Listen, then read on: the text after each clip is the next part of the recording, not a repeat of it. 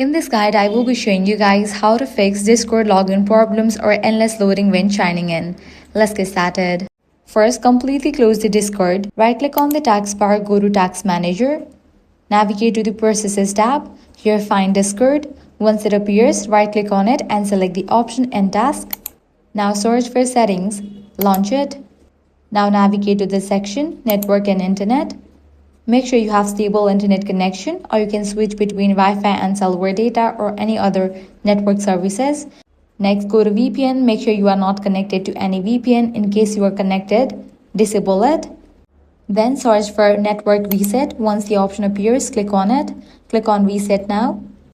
Lastly, completely delete Discord. For that, launch Settings, go to Apps, go to Installed Apps, find Discord.